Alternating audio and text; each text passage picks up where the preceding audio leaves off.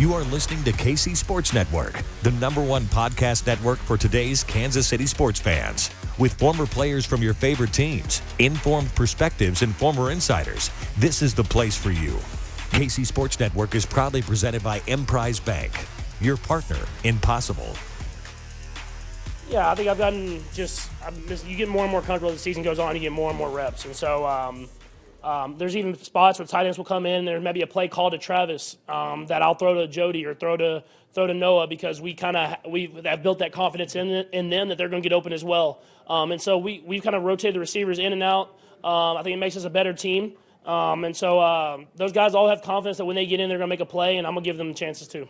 Patrick Mahomes hits 10 different receivers on Sunday afternoon en route to his 320-yard passing performance as the Chiefs beat the Rams 26-10 to move to 9-2 on the season. I'm BJ Kissel. Thanks for tuning in to this episode of 10 Things presented by KC Strength Conditioning. If you know somebody who needs baseball or softball training, call my friend John Renzi at 913-638-8960. Again, that's KC Strength and Conditioning. And by now, you know the deal. Let's get into not 10 things, but 20 things worth knowing from Sunday. A lot of good nuggets coming from this game against the Rams. Going to have to update this show logo. Not 10 things anymore. We're giving you a bonus 10 things today. A lot of good stuff again, courtesy of Twitter, courtesy of a lot of good writers out there covering the Chiefs and Chiefs communications department for all of these notes and nuggets. Number 1, Andy Reid passing Marty Schottenheimer for the most wins at Arrowhead Stadium. With that win, Andy Reid now has a combined 65 wins, regular season and postseason, at Arrowhead as head coach of the Kansas City Chiefs, passing Marty Schottenheimer, who had 64 between 1989 and 1998 for the most combined wins by a head coach in the 50-year history of Arrowhead Stadium. So congrats. Not something I think Andy Reid spends much time talking about. Probably didn't even know that if he was asked that during the post-game presser. Did not see that, but we'll have some nuggets from the post-game pressers here in a little bit. But anytime you're talking about surpassing what many of us, I'm gathering, grew up, except for you young folks out there, many of us grew up that love the Chiefs, and all our fandom comes from those Marty years. I know that's when I spent my time going to Arrowhead with my dad every Sunday. It was right in the heart of Marty Schottenheimer time. So congrats to coach on that. And also number 2, the Chiefs move their winning streak to 5. This is a cool little nugget with the 26-10 win over the Rams. The Chiefs recorded their 5th consecutive win so far this season, and it marks the team's 10th consecutive season, all under Andy Reid, with a winning streak of at least 5 games during the regular season. It's crazy to think about. Every year Andy Reid has been a head coach of the Chiefs, they've had a 5-game winning streak at some point, or at least 5 games, because in 2013, they won 9 straight. In 2014, 5 straight. 2015, 10 straight. So when they started off, I believe 1-5, had all those injuries, Jamal Charles, all that, and then came storming back. 5 straight wins in 2016, 5 straight wins in 2017, 5 straight in 2018, 6 straight in 2019, 10 straight in 2020, 8 straight in 2021. And now this year so far, 5 straight, looking to make it 6 straight, including 26 straight in the months of November and December as we move into December, going up against the team that ended the Chiefs season last year in the Cincinnati Bengals. Going to be a lot of talk about this one. I'm going to quickly move on from this Rams game and start thinking about the Bengals, because that is definitely the game that I personally had scheduled or circled when the schedule came out, because it's a team that ended your season. It's a team that ruined their chance to go and get that second Super Bowl for a lot of these guys. Moving on to number 3 of our 20 things this week. The Chiefs had 437 net offensive yards against the Rams on Sunday. It marks the 16th consecutive regular season game that the Chiefs had at least 300 yards of total offense, tying the second longest streak in franchise history. It marks the 7th 400-yard performance of the 2022 season, tying for the 4th most 400-yard games in a single season in franchise history. And again, we've got 6 regular season games to go on the schedule. It matches the Chiefs' total number of 400-yard games from the 2021 season already, and it's the 5th consecutive 400-yard game, tying for the longest consecutive streak of 400-yard offensive performances in franchise history. So I'll try to reword that here a little bit. Chiefs now tied for the second longest streak with most consecutive games with 300 or more offensive yards. If they can do 3 more straight games with at least 300 yards of offense, they will have the franchise record, which right now the 18 consecutive games was back in 2017, 2018, also with Patrick Mahomes and a lot of these same guys with Andy Reid and Travis Kelce and company. If you're looking to be picky about this Chiefs offensive performance, talk about the red zone. It's going to be talked about all week. Chiefs offense, they weren't good. They converted only 1 of 6 trips inside the 20-yard line for the Rams into touchdowns. And that's coming into this game. The Chiefs have been pretty good down there. They're ranked 3rd in the NFL at 72.1% of their red zone drives ending in a touchdown. Now, giving credit to the Rams, they came into this game as the 4th best defense in the NFL and shutting down teams getting into the red zone, only allowing touchdowns 48% of the time. So 1 of 6. Not good. Andy Reid was asked about it, gave a very quick answer, but was asked about the red zone performance against the Rams. Here's what he had to say. Yeah, there is, but I'm not going to tell you because we got to play Cincinnati, coming up here. Very Andy Reid like to say, yeah, we know what the problem is, and we're not going to talk about it publicly because that's how he rolls, to steal a line that he says often. And honestly, as long as they fix it and they go out and they perform better next week, that's all that really matters. So let's move on to number 4. Talk about Patrick Mahomes. He's got a few more records this week. It becomes like the Patrick Mahomes gets at least half these every week. But Patrick Mahomes sets NFL record for quarterback wins, a stat that used to trigger a lot of people when it was about Alex Smith, and it doesn't seem to bother as many people talking about Patrick Mahomes now, to be fair. But with Sunday's win, quarterback Patrick Mahomes has now won 59 of his first 74 starts in his career, breaking a tie with Pro Football Hall of Fame quarterback Kenny Stabler for the most wins in a quarterback's first 75 career starts. This has been a streak and a thing that we have been talking about basically since the season started as they approach the 75 games mark. And if you remember, he already has the most touchdowns through a quarterback's first 75 career starts, and he was only at, 74 now. So he gets one more game to extend his record in both touchdowns and passing yards, and now most wins for a quarterback in NFL history in his first 75 career starts. So again, we talk about Patrick Mahomes having the best start to any player in any quarterback in NFL history. These are the types of contextualized stats and records and paces and all, however you want to describe it, that allow us to say those types of things. No quarterback in his first 75 starts has had more wins, passing yards, or touchdowns. So he's not just throwing up numbers and not winning games, and he's not winning games, but not being the reason to do it, killing it every step of the way. And after the game, Mahomes was asked about the wins and the winning streaks again during his post-game presser and media availability. I think our team just gets better and better as the season goes on. You just want to build. You want to be good at the beginning of the year, obviously, but you want to be playing your best football at the end of the year. And so Coach Reid and all our coaches do a great job of just continue to give us more and more and let us be better and better. And it takes games like today, whenever the offense isn't playing great, the defense has to play great.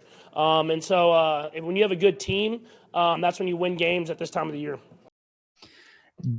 Playing great, air quotes. It's kind of a different thing because that was the quietest 320-yard passing performance that maybe we've seen from Patrick Mahomes. And maybe that's just because of the standard that he set for himself. I agree with him. Defense played really well. They held the Rams to under 200 yards. We'll have more on the defense and the individual performances here a little bit later in this show. But Patrick Mahomes saying the offense didn't play well. Red zone, yes, didn't convert a lot of there. But the Rams are still a solid defense. They still got some guys on that side of the ball. And Patrick Mahomes, again, did throw for 320 yards, and they put up 26 points, and they got the win. So that's all that really matters. And a few more Patrick Mahomes things to move on to number 5. With 42 passing attempts in Sunday's game, Mahomes has now attempted 2,787 career passes, moving past Trent Green for the second most pass attempts in franchise history, trailing only the late, great Lenny Dawson, who had 3,696 pass attempts during his 14 years with the Kansas City Chiefs as their quarterback. So about 900 or so, but 909 pass attempts shy of setting that record in franchise history. Again, passing the great Trent Green, and then Alex Smith and Bill Kenny round out the top 5 for most pass attempts in Chiefs franchise history. Moving on to number 6, more Mahomes' good stats and records.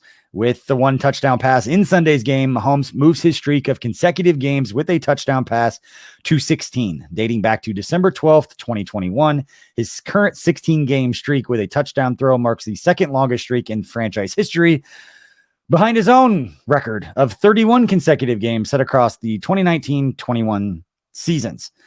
For a player who's only 27 years old, it's more of a visual thing that's fun to look at. But when you look at the top 5 most consecutive games thrown with a touchdown pass, number 1, Patrick Mahomes at 31 games. Number 2, Patrick Mahomes, the current streak at 16 games. Number 3, Elvis Gerbach, going back to November 28th, 1999 to November 12th, 2000. Number 4, the late, great Lenny Dawson had 14 straight games with a touchdown pass from August 3rd, 1965 to August 8th, 1966. And then also tied for 4th, Patrick Mahomes again, October 14th, 2018 to September 22nd, 2019. So when you start matching those up, there's really not been that many games where Patrick Mahomes hasn't thrown a touchdown pass. And every time he does, he starts a new long streak and a new record. Number 7, shocker, more Patrick Mahomes stuff. With this 320 yards passing in Sunday's game against the Rams, Mahomes recorded his 38th career 300-yard passing game, extending his franchise record. He now owns 7 total 300-yard passing games in 2022, including a streak of 6 straight 300-yard games. His 6 consecutive 300-yard performances are tied for the second longest streak in franchise history, only behind his own mark of 6 straight during the 2020 season. Mahomes now owns the franchise record for 8 straight 300-yard games set in the 2018 season. Again, hard to explain, easy to visualize. The top 4 consecutive game streaks records set for 300-yard passing. It's all Patrick Mahomes. Patrick Mahomes all over the top of everything. First place, Patrick Mahomes, 8 games. Tied for second, Patrick Mahomes in 2022, his current record. Also did it again in 2020. And then 4th, 5 consecutive games of 300 yards passing, Patrick Mahomes in 2019. And then tied for 5th, Bill Kenny and Trent Green each had 4. Bill Kenny in 1983 and Trent Green in 2004. All right, moving along to number 8. It's Patrick Mahomes, but it's also his buddy Travis Kelce. They connect for a franchise mark, with Patrick Mahomes and Travis Kelce connecting on that 39-yard touchdown pass in Sunday's game. They now have a combined 46 touchdown connections between 2017 and 2022. The pair has tied the franchise record of 46 that was set by Pro Football Hall of Famer Lenny Dawson and wide receiver Otis Taylor between 1965 and 1975. And Mahomes and Kelce just need one more touchdown pass to surpass Dawson and Taylor. And Mahomes and Kelce's 46 touchdown connections are the 4th most in NFL history by any quarterback tight end combination, breaking a tie with Drew Bledsoe and Ben Coates of 45 that was set between 1993 and 1999. Whew. So interesting looking at the rest of the top list here as far as quarterback, pass catcher, touchdown connections. Again, Lenny Dawson, Otis Taylor at rank number 1 are tied for first with Mahomes and Kelce. Number 3, Lenny Dawson and Chris Burford. Number 4, Patrick Mahomes at Tyreek Hill. And number 5, Trent Green to Tony Gonzalez. They had 34 between 2001 and 2006. And then in NFL history, Patrick Mahomes, Travis Kelce, again, 4th place right now with 46 touchdowns. Just above them in 3rd place, Drew Brees, Jimmy Graham have 51 touchdowns between the two of them between 2010 and 2014. And then number 2 all time, Phillip Rivers to Antonio Gates. They had 89 touchdowns between 2004 and 2018. Again, that's 15 years compared to the 6 for Mahomes and Kelce. And then Tom Brady, Rob Gronkowski have the most ever with 90 touchdowns between the quarterback tight end combination between 2010 and 2018, and then 2020 and 2021 as they reunited with the Bucs. All right, number 9, more Travis Kelce stuff. He has now recorded a reception in 137 straight games. That extends his franchise record and sits as the 2nd longest active streak in the NFL by any player, first by a tight end. He also moves into sole possession of the 3rd longest streak of consecutive games with a reception by a tight end in NFL history, breaking a tie with Jeremy Shockey, who had 136. So the only player currently that has a longer consecutive game streak of catching a pass or a pass reception is DeAndre Hopkins with the Arizona Cardinals. He has done it in 142 straight games, dating back to September 9th, 2015. 13. The other players with current streaks, Jarvis Landry with 129, Zach Ertz with 116, and Stephon Diggs with 114. Number 10, shocker, another Travis Kelce. He moves into the top 3 for touchdowns, receptions in a season. With his touchdown reception against the Rams, Kelce now has 12 scoring catches on the season, tied for the third most touchdown receptions in a single season in franchise history. His 12 touchdown receptions are already a single season career high. And again, we have 6 regular season games to go. The fact that a lot of these records are being broken on awesome plays just make it that much sweeter. This was the play across the middle where he beat Jalen Ramsey and just did not look like a 33-year-old tight end. He looked like a 25-year-old wide receiver, the way that he was moving out in space. So it was impressive to watch. But Travis Kelce now only trails by 3 touchdowns to tie the franchise record for touchdown receptions in a season. That first place ties between Dwayne Bowe, who had 15 back in 2010, if you remember that season with Matt Castle, and then also with 15 was Tyreek Hill back in 2020. Fact that he needs 4 touchdowns in 6 games to set that record, I like his chances. I like Travis Kelce's chances unless they clinch with a couple weeks to go. If the Bills can lose a couple more games, let those guys sit. You already kind of think in the last week of the season they hopefully should be sitting and they have the number 1 seed in the AFC locked up. But if they don't have it locked up, I really like his chances. And I kind of like his chances anyway, but we'll see how it all plays out. Hey, I got to tell you guys about our friends at Liquid Death. And by now you guys already know that you might see some strange tall boys of beer in the bottled water section of your local stores. Well, it's not beer. It's actually mountain spring water from the Alps, and it's called Liquid Death. Why is the water called Liquid Death? Say it with me. It'll brutally murder your thirst. And their infinitely recycled tall boy cans are here helping to bring death to plastic bottles as well. They also donate 10% of their profits from every can sold to kill plastic pollution. I've got the severed lime flavor with me here. I also love the berry flavor. And also just the straight still water is incredible. I like drinking the water out of the can. It makes you feel powerful, makes you feel authoritative. So here's what you got to do. Go to liquiddeath.com/KCSN to find their store locator tool, or you can go get Liquid Death at your local Target, Walmart, or 7-Eleven. Go check them out at liquiddeath.com/KCSN. And finally, number 11, also with Travis Kelce, per our friends over at the Chiefs Wire, Travis Kelce just needs 82 more receiving yards this season. I really like his chances to do that, to become the fastest tight end in NFL history to reach 10,000 career receiving yards. If he does it in his next game against the Bengals on Sunday, Travis Kelce will have reached 10,000 career receiving yards, 38 games faster than the next closest player. I'll say that one very slowly one more time for effect. If Travis Kelce gets 82 yards against the Bengals on Sunday, he'll have reached 10,000 career receiving yards, 38 games faster than the next closest player. Greatest to ever do it. Number 12, let's move on to another player, but stay on the offense and talk a little bit about rookie running back Isaiah Pacheco. He made his 5th consecutive start against the Rams on Sunday, tallying a game-high 69 rushing yards on a game-high 22 carries. It was also a career high with 22 carries, and he had a rushing touchdown on a 3-yard carry in the third quarter as well. And Pacheco also had 1 reception for 17 yards. He now has 2 career rushing touchdowns and a team high 455 rushing yards on 97 carries, averaging more than 4.5 yards per carry. Now, after the game, Isaiah Pacheco spoke with the media and just talked about his work habits, talked about the way that he's wired and why Chiefs fans should feel pretty good that he's not going to start feeling himself a little bit too quickly. You know, never a day that I go by where, I'm satisfied. Just keep working, keep coming in the building with the same mindset, same attitude. When I get out there, it's time to roll. And when we're rolling, we're going fast. And y'all can see today, we get a good momentum going, get rolling early. All right, before we move on to another rookie on the other side of the ball and talk about his performance yesterday, one of the things that I loved, and let me know in the comment section if you're watching this on YouTube or hit me up on social media, because one of the things I loved about watching Pacheco on Sunday against the Rams, where down in the red zone, I think it was Bobby Wagner, one of the linebackers for the Rams, it kind of hit him pretty good. There's a little extracurricular, a little playing through the echo of the whistle, if you will. And Pacheco popped right up. It happened multiple times where it was either a late hit or there's just some stuff going on, and Pacheco didn't back down at all. And the game's pretty much out of hand. Maybe it was just the cocky Chiefs fan in me at this point where I was not worried. That was a stress-free game going through and watching. Did not feel like that was ever a win was never in doubt in my mind in that game.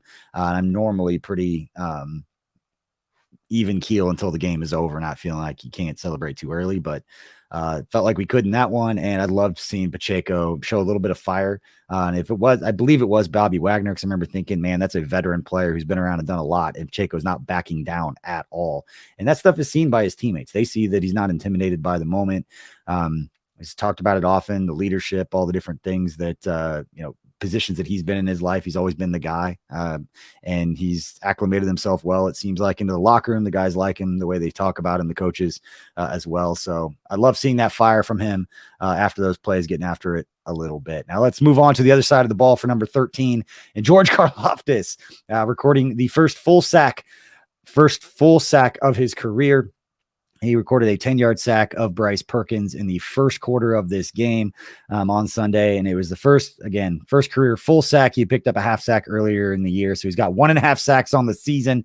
And I have a lot of people letting me know that I had projected him to break Derek Thomas's rookie sack record of 10.5. So if he averages 1.5 sacks over the next 6 games, then, I was right. So I don't think anybody's complaining about the production that we've got from George Karlaftis. He's had a lot of pressures. He's definitely affected the game in a lot of different ways positively.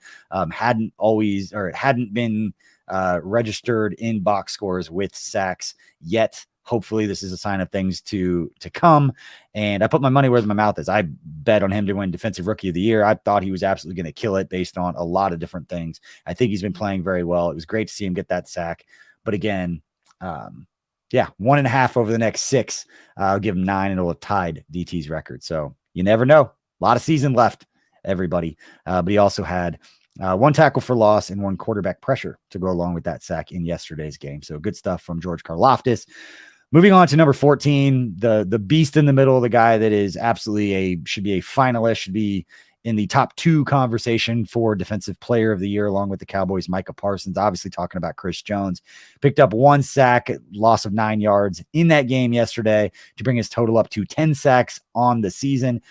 His 10 sack mark is the second best single season mark of his career, trailing only his 15.5 sack mark back in 2018. He now has 59.5 career sacks, and it was Chris Jones' 6th game in a row where he's recorded at least a half sack, tying for the 3rd longest streak of games with half sack or more since they became an official statistic back in 1982. Chris Jones already owns the longest streak of consecutive games with at least a half sack at 11 games set back during the 2018 season. I remember that one well. I remember looking all these up and expecting these when I was working for the Chiefs. And Jones finished the day on Sunday with 1 solo tackle for loss, 1 quarterback pressure to go along with the 1 sack. And he put $1.25 million in his pocket. His agent, Michael Katz, put that out there on social media that he hit the incentive bonus in his contract. If he gets 10 sacks, he gets $1.25 million bonus. So congrats to Chris Jones for hitting that incentive.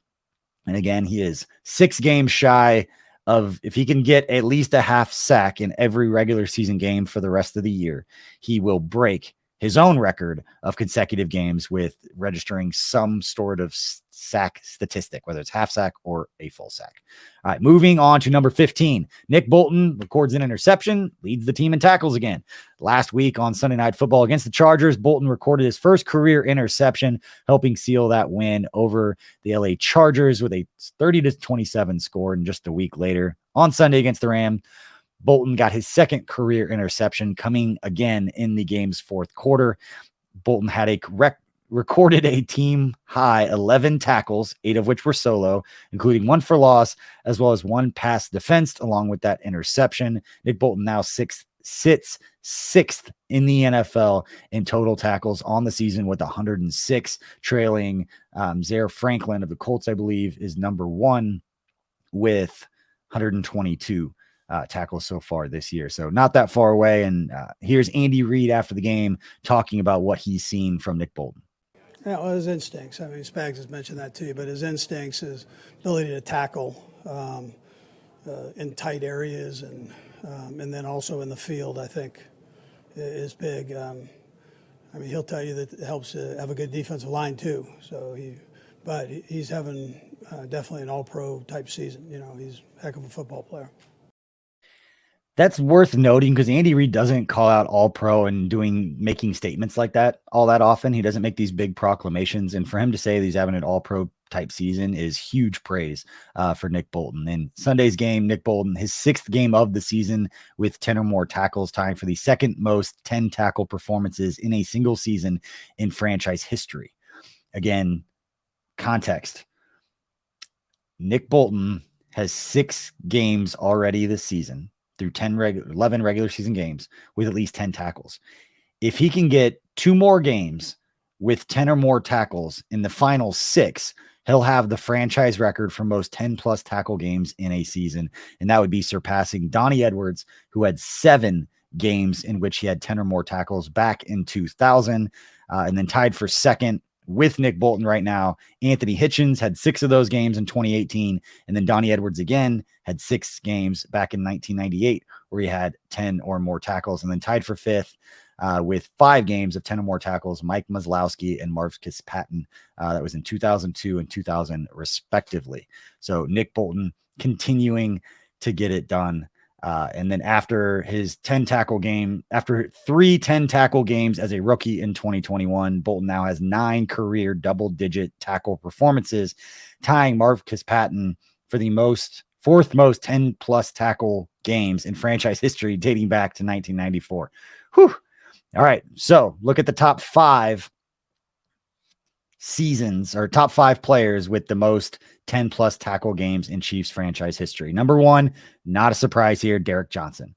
He had 25 games in his career with at least 10 tackles. Number 2, not a surprise either, Donnie Edwards had 22 games between 1996 and 2001, and then 2007, 2008 when he came back of 10 plus tackle performances. Anthony Hitchens at number 3 had 10 games in his career with at least 10 tackles between his 4 years, between 2018 and 2021.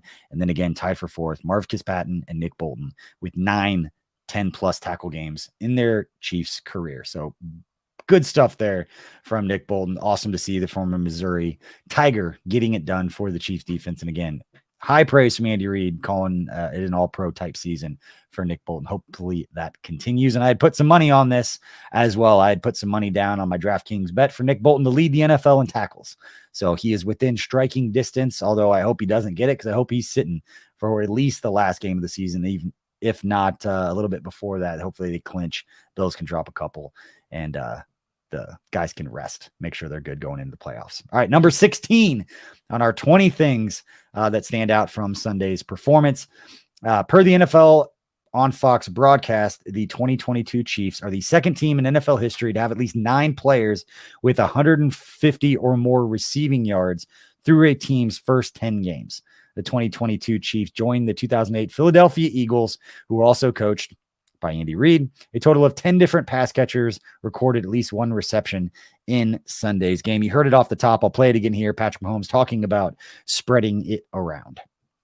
Yeah, I think I've gotten you get more and more comfortable as the season goes on, you get more and more reps. And so there's even spots where tight ends will come in. There may be a play called to Travis that I'll throw to Jody or throw to Noah because we have built that confidence in them that they're going to get open as well. And so we've kind of rotated the receivers in and out. I think it makes us a better team. And so those guys all have confidence that when they get in, they're going to make a play, and I'm going to give them chances too. There are a lot of receipts, and again, it's not was not a unique take. It was not the only one saying this, or a lot of people saying this, but spent a lot of time over the offseason talking about, and I know people hate talking about Tyreek Hill not being here, but we're talking about the most explosive player in NFL history, one of the best receivers in the game, leaving to go somewhere else, and the offense for the Chiefs not missing a beat. That's the reason, that's the context that's needed to be given about how special it is what they're doing, because there's not been any kind of drop off other than the broadcast showing they don't have as many big chunk plays.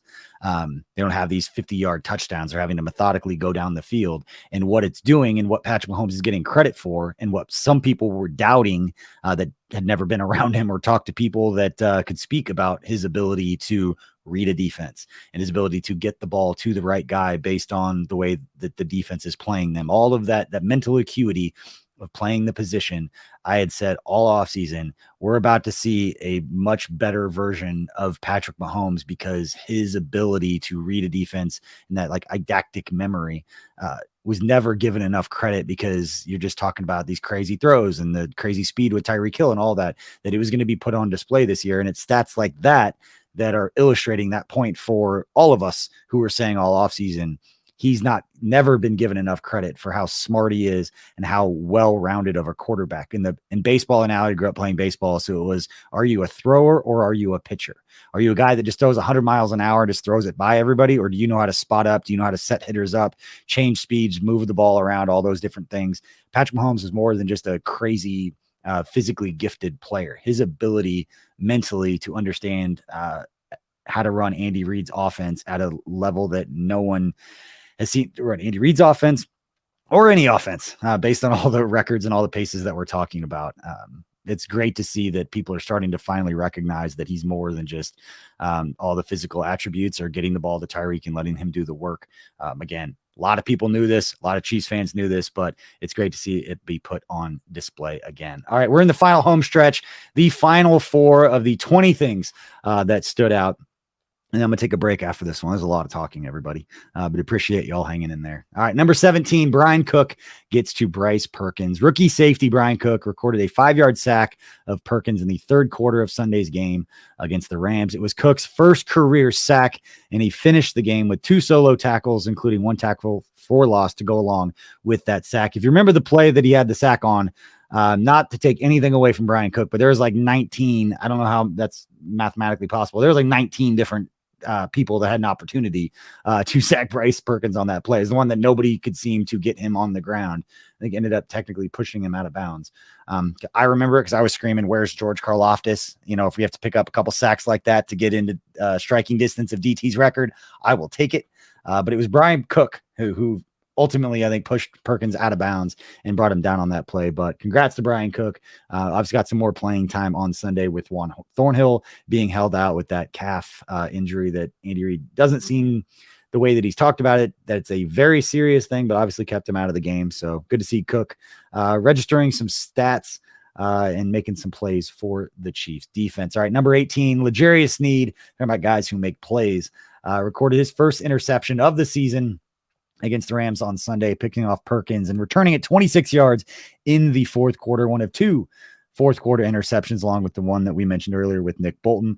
Sneed now has 6 career interceptions. He also had 7 tackles, including 5 solo and 1 for loss in the game on Sunday, and added 2 passes defensed to go along with the interception. It marks his 7th career game with multiple passes defensed. I think the word's starting to get out. He is one of the best, most underrated defensive backs in the NFL and a huge part of the Chiefs defense. So great to see L'Jarius Sneed continuing to make plays. Number 19, Carlos Dunlap tallies another pass defensed. Dunlap recorded 1 pass defense in Sunday's game, tipping a Bryce Perkins pass that was eventually intercepted by Nick Bolton. We heard in the postgame press conference, Nick Bolton giving credit, saying that 75% of that play of his interception should go to Carlos Dunlap for tipping that pass, and he only should get 25% of the credit for playing deep to shallow on his coverage right there. But now Carlos Dunlap has 73 career passes defensed, ranking as the 3rd most by any defensive lineman since 1994. Was talked about when he came in here. Carlos Dunlap has been everything is advertised as a veteran player that can get in there and make some things happen. And Dunlap finished the game on Sunday with 3 tackles, including 1 solo to go along with the pass defense. The only players that have more passes defensed, which basically just means batted passes for defensive linemen. They're not down the field batting it away like when you talk about passes defensed for a cornerback. Only players with more: Jason Taylor ranks number 1 with 99, and Julius Peppers ranks number 2 with 82. So Carlos Dunlap's got a little bit of work to do. He'd need 10 to surpass Julius Peppers to move into second all time, or at least since 1994, since this started being tabulated. All right, finally, number 20. Have not talked about him yet on this show, and have talked about him over the last few weeks. Gave him credit last week because he had bounced back. Let's talk about Harrison Butker. He converted all 4 of his field goals that he had on Sunday, as well as both PATs, recording 14 total points. It marks the 10th game of his career where he's made at least 4 field goals, and is his first 4 field goal performance since making 5 field goals versus Denver on December 6th, 2020. I don't think any of that is the fault of Harrison Butker on the number of field goals in the game. I think it's because the offense was just scoring touchdowns all of the time. But shout out to Butker. Over the last 2 weeks, has not missed an extra point or a field goal. Ended up being a much bigger difference in the game last week, and that's why we talked about it on several different shows here on KCSN, because it was a 3-point win. They beat the Chargers 30-27, and Butker obviously had some big kicks in that game, but great to see him getting back into the swing of things, getting more comfortable, whatever it is. Still one of the best kickers in the NFL. I know he's been dealing with the ankle injury. Talk to Nate Taylor every Tuesday on KCSN Update. Make sure to check that out this Tuesday. Excited to talk with Nate, but he said that based on his understanding that that ankle injury is going to be something that could linger or bother Butker all year. And that's why he just wasn't quite right, or hadn't been quite right. So he's still going to be the guy, still going to be the kicker, but great to get back to that. We don't have to worry about this because this dude is automatic, because we know he's one of the best. And so not missing a field goal over the last couple of weeks along with the extra points is a great sign. And what's else is a great sign is anybody else who hung with us through all 20 of those things. We appreciate it, and we appreciate your support of what we got going on here at KC Sports Network.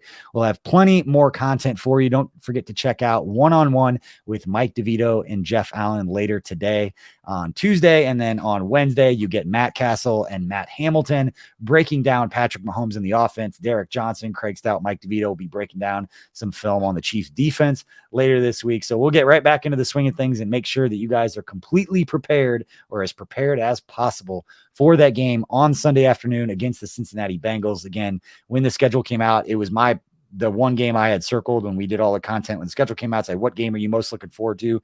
For me, without a doubt, it was the Bengals game, because they're the ones who ended our season. All off season, when people were prognosticating in the media, who's the best team in the AFC, who's going to win the AFC. The only one that I would not get annoyed about, people talk about the Bills, and it kind of annoyed me because we beat the Bills. The only one that would not have annoyed me was the Bengals. Even if you didn't think they were a better team, they beat us, and they beat us twice. So they're the one team that could say that. And the players were already talking about the Bengals after last night's game. And there's no doubt in my mind that the Chiefs are going to be ready to play on Sunday against the Bengals. Bengals supposed to be really good, started off, struggled. Now they are playing really good football. They're getting Jamar Chase back, who's been out with an injury. So they're going to be rocking and rolling. It's going to be a big time game. And you look down the stretch of the Chiefs schedule, not as difficult as we once thought it was going to be when the schedule originally came out, mainly because the rest of the AFC West has been pretty bad, especially with the Broncos, who the Chiefs have not played at all yet. So Chiefs still have 2 games against Let's Ride Broncos and Russell Wilson and that whole mess. But yeah, big game against the Bengals on Sunday, and we'll have plenty of content to get you prepared for that. Excited for this one. Appreciate all you for hanging out. Don't forget to check out KC Strength and Conditioning. If you know of any baseball or softball players ages 8 to 18 in the Kansas City area, especially pitchers, they have a throwing program called KC Throwing.